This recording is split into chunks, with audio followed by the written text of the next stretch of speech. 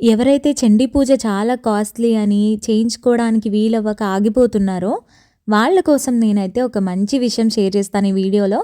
మొత్తం అయితే చూసేసేయండి. మేమైతే పెళ్లి కోసం అని చెప్పేసి చండీ హోమం అయితే చేయించుకున్నాం అనమాట.